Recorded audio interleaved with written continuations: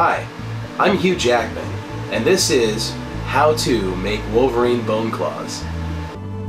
These are the things you will need: paper mache, a bowl and spoon for mixing, tin foil, plastic wrap, a wooden dowel, Dremel or other multi-tool, paint and brush, hot glue gun, various sandpaper, a drill, a saw, rod, and an iPod or other music device for rocking out. So we'll start off by preparing our rod used for the frame of the claws. In this case, 1/8 of an inch welding rod was used. However, you can use whatever is handy to you, or you can visit your local home improvement center and buy rod that's around the right size, suitable for you. Strength-wise, you want something a little more solid, a little more durable, but definitely bendable, because you're going to be needing to make some shape.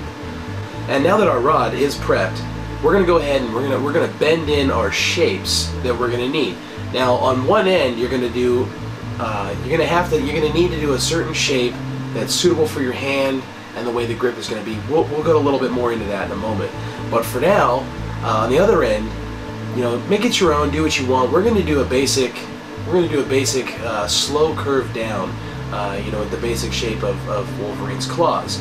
However, again, like I said, do your own. Do what you want. You want to make it straight, zigzag.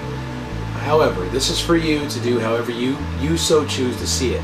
So now we're gonna go ahead and just start making our shape here. So, now on the other end, it's a little more complicated. You're gonna want to do kind of a stair-step shape, sort of pattern. For this, we ended up using a vise for our original shape and original form. Now, pliers are a possibility. However, it's not as easy to get the perfect shape and also to get the similar shape in all three claws, because you are going to want to replicate them to have a uniform design to your frame of your claws. So as you can see here in the curve, in the stair-stepping that I was talking about, it's not easy to get nice and uniform with the pliers. However, with a vise or something solid you can use to bend, it makes it a lot nicer. There's our basic shape, and like I said, make it your own. Do what you want, but you definitely don't want to go with this end for the basis handle that we're going for. So now we're going to go ahead and move on to applying the paper mache, which will be the main shape and look for our bone claws.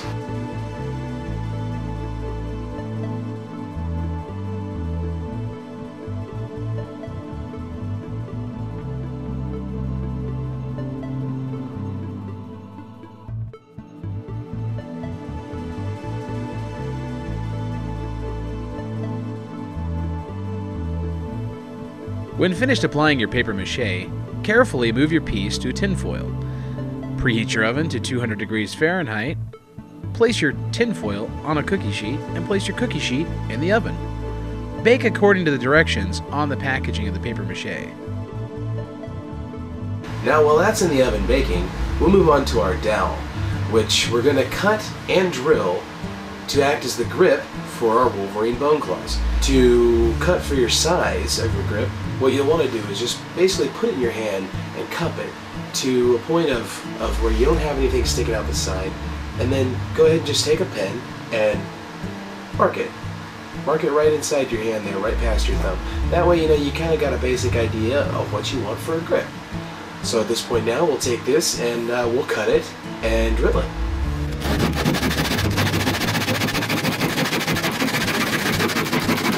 So now we have our dowel that we've cut, and from here you're going to want to basically lay out your drill pattern for the rods to go through the grip and the handle.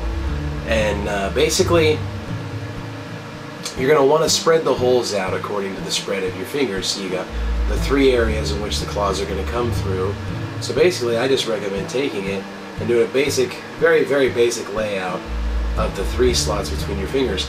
Now you have that layout with your 3 holes, and you got to remember that they don't have to necessarily be perfect, because we're working with rod or wire that is bendable and that we can get it to go where we want it. We can make it look nice and straight and even and smooth in the finished product. So through this point here, you can take a ruler and kind of lay them out so they're even, but they don't have to be perfect. Just keep that in mind. So now we'll drill it.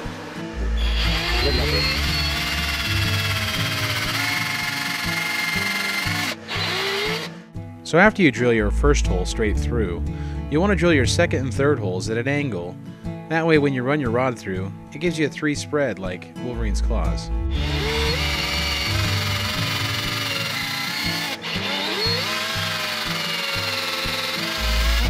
Once your piece is done baking, remove it from the oven, allow it to cool, and then begin your sanding process.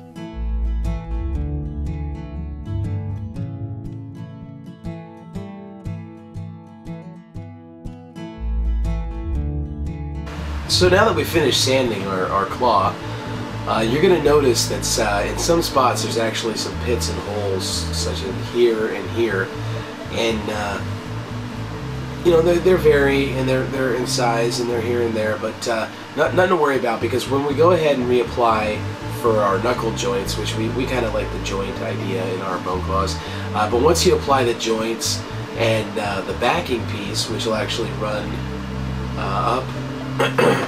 up onto your hand here, just to kind of give it a little connectivity.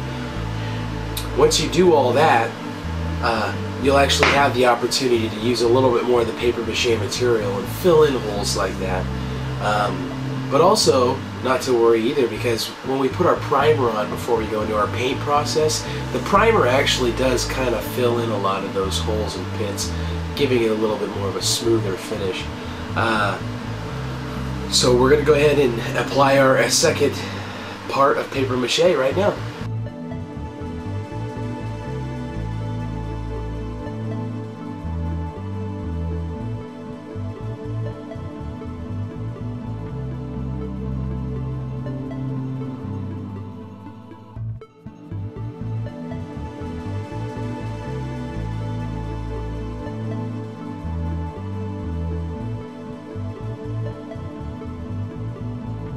So after the final baking process, you're going to want to do a smooth surface sand to kind of give it that nice bone look before you'll do the paint job.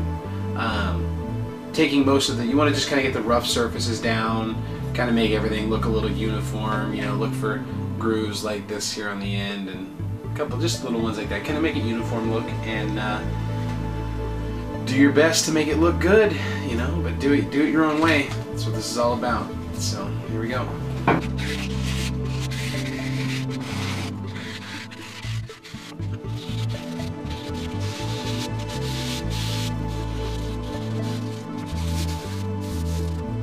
So there you have it.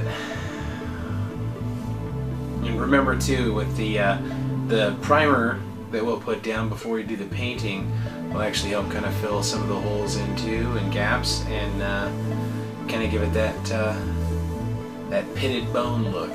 So there it is.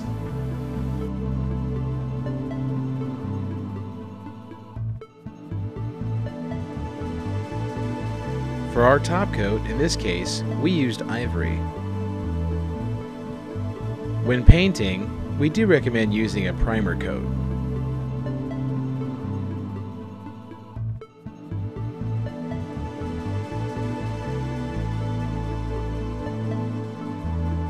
Alright, now that we've completed all 3 claws, what you're going to do next is you're going to attach the claws to the wooden dowel that we made as our handle. And when you're doing this, if you have any excess, which more than likely you will, it's hard to judge it right off the bat, you're going to want to cut it off, leaving just a little bit of material behind, so when you do the glue with the hot glue gun, it has something to adhere to. So basically for this, we're just going to take a Sharpie here, and we're going to mark, leaving ourselves about 1/8 of an inch material hanging out the back side, and we'll do that on all 3 of them, and then we will cut them off.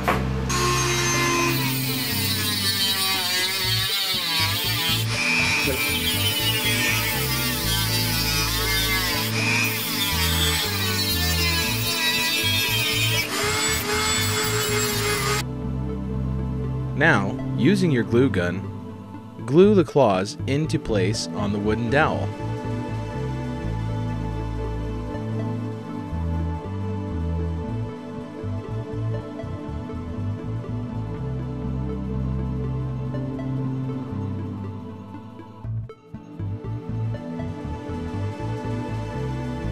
Remember, you are using flexible rod, so if you're not completely happy with the placement of your claws, you can bend them into a position that is more likable.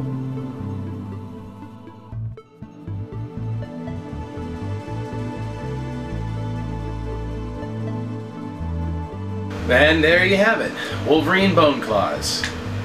Yes, we know we're dorks, but if you finished this video, you made it all the way to the end, watching the entire time, you're a dork too.